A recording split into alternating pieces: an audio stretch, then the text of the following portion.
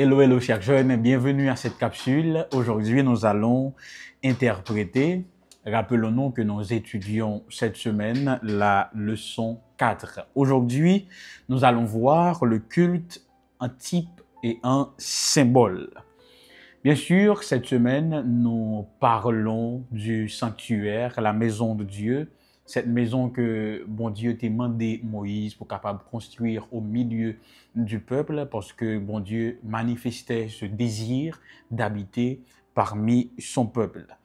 Mais il faut noter que, c'est ce que nous allons voir aujourd'hui, que le sanctuaire contenait pas mal d'objets précieux. Oui, d'objets précieux. Et chacun des objets avait une interprétation particulière et très spéciale qui se référait au sanctuaire céleste selon Hébreux 8, le verset 2. Nous songez, tout ça Moïse était pour le faire, c'est une copie, je dirais, conforme de ce qu'il avait vu du sanctuaire céleste. Donc, il t'a le fait une copie.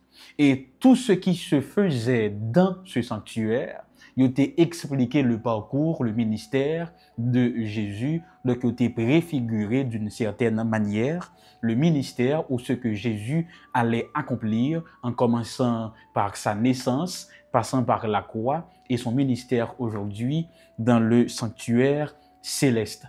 Vous l'avez déjà entendu dans vos congrégations que le sanctuaire construit par Moïse était gagné 3 parties là-dedans.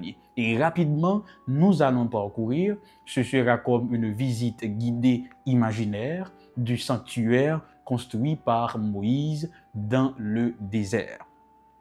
Première partie que nous joignons dans le sanctuaire si là, comme toute l'église que nous gagnons aujourd'hui, c'est la cour, un espace côté n'a entré. Cette première partie était dénommée le parvis du sanctuaire. Dans le parvis, premier objet que nous avons rencontré, c'est l'autel des holocaustes. L'autel des holocaustes. C'est sur cet autel qu'on procédait au sacrifice pour le péché selon Exode 27, les versets 1 à 8. Cet autel était fait de bois et d'airain.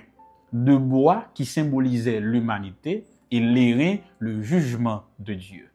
Avant même que sacrificateur entré dans le temple, il était doué offrir un sacrifice pour capable demander pardon pour péché. Et c'est exactement là tout que les sacrifices du soir, du matin et également du midi se faisaient. L'autel des holocaustes, c'est là qu'on offrirait, qu'on procédait au sacrifice pour le péché. Tout de suite après l'autel d'airain, on rencontre encore, on peut remarquer, admirer, voir, comme c'est une visite imaginaire, mais guidée, on peut voir la cuve d'airain. C'est encore une petite cuvette. Il était de l'eau là-dedans. Il était là pour capable laver main avec pied sacrificateur. Donc la cuve d'airain se trouvait dans le parvis du temple ou du sanctuaire, était gagné comme objectif principal pour que le sacrificateur soit capable de laver main avec pied. Parce que nous avons songé l'histoire de Moïse dans Exode 3, à un moment donné, bon Dieu va dire, ôte tes sandales de tes pieds, car le sol que tu foules est un endroit saint. Dans tête en pile, nan yo te pensé que ou pas qu'à fouler un sol saint avec poussière de une terre qui en dehors du sol que vous considérez comme sacré. Donc, il fallait que le sacrificateur les délier sandales dans pied, il avait pied li et puis il avait main li. Donc, récapitulation, dans le parvis du sanctuaire, on voit, il y a l'autel des holocaustes, bois et puis l'airain. Ensuite, il y a la cuve d'airain. Après le sacrifice, il faut que le sacrificateur lave main. Maintenant, nous voici dans le deuxième espace ou la deuxième partie ou le deuxième compartiment du sanctuaire. Il est dénommé le lieu saint. Le lieu saint ou le récal. Dans le lieu saint, il y a 3 objets principaux. 3 objets principaux. Le premier objet qu'on rencontre dans le lieu saint ou le Hékal, c'est la table qui avait les pains de proposition. Sur cette table, il y avait 12 miches de pain, chacune représentait une tribu d'Israël. Selon Exode 25, les versets 23 à 30. Tout de suite après la table de proposition, il y a un chandelier d'or qu'on appelle la menorah. Il y a un chandelier qui te gagne 7 branches là-dedans. Tout de suite après le chandelier d'or, tandis que nous nous approchons du lieu très saint, on peut constater, remarquer ou voir l'autel des parfums selon Exode 30, les versets 1 à 10. Petite récapitulation. On entre dans le Hékal, ou couramment appelé, dénommé le lieu saint.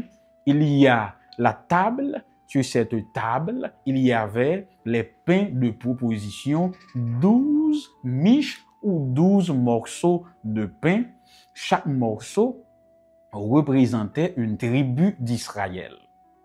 Tout de suite après la table de proposition, il y a la menorah. Un chandelier te gagne 7 branches là-dedans qui te doué toujours l'imé, qui te symbolisé la lumière de la vérité ou la parole de Dieu. Tout de suite après, il y a le troisième objet, c'est l'autel des parfums ou l'autel de l'encens, un symbolique de la prière qui monte constamment devant Dieu. Arrêtons-nous un court instant avant même d'entrer dans le lieu très saint.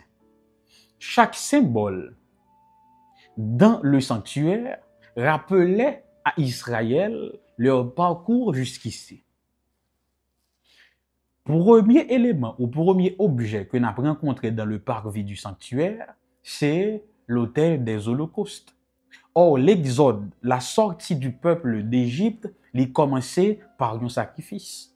Il fallait, en instituant la Pâque selon les ordonnances de Dieu, que le peuple offre exactement un agneau, l'agneau pascal. Et ça, il va le répéter dans le sanctuaire. Tout de suite après l'institution de la Pâque, arrivé devant la mer Rouge pour que le peuple soit capable de traverser, on pourra joindre un symbole ça encore dans le parvis du temple, avec la cuve d'airain ou le sacrificateur qui doit laver main avec pied.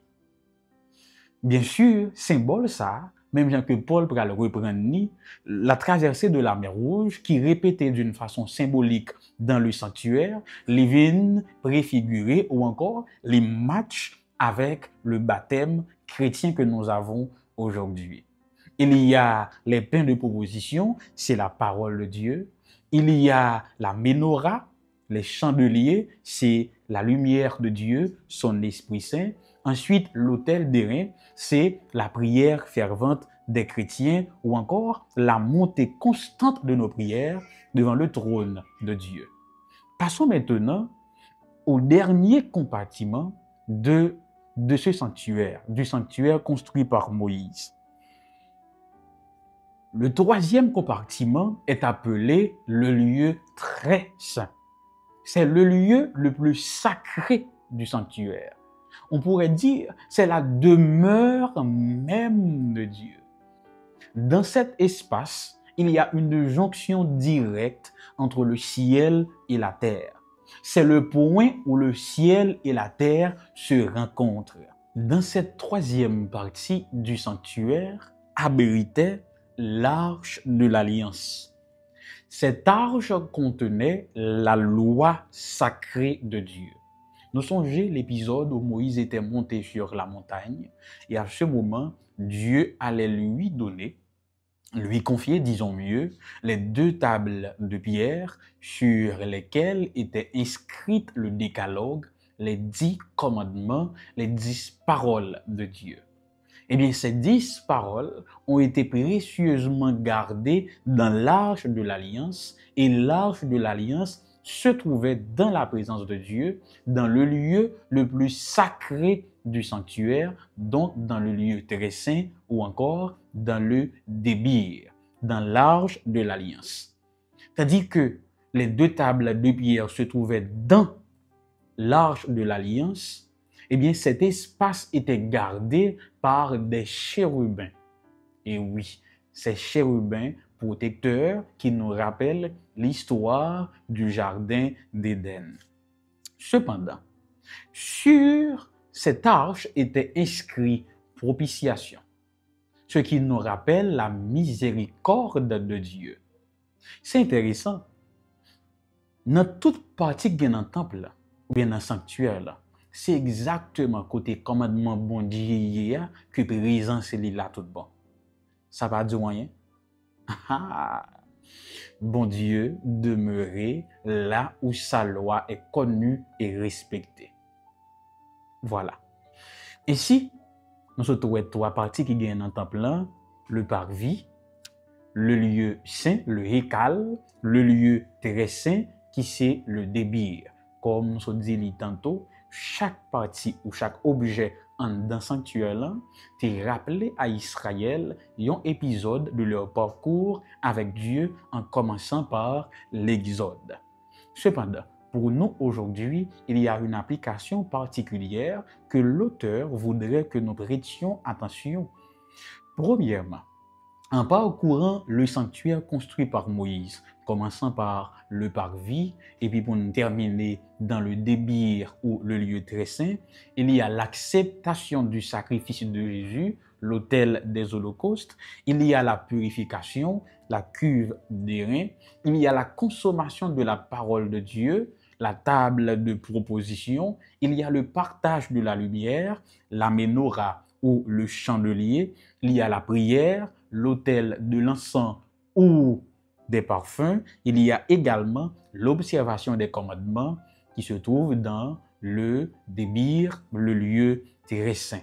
Ainsi, chers jeunes, auditeurs et internautes de partout, Dieu nous a donné un modèle. La manière dont nous, en tant que pécheurs, nous pouvons nous réconcilier avec lui et établir une relation intime avec lui.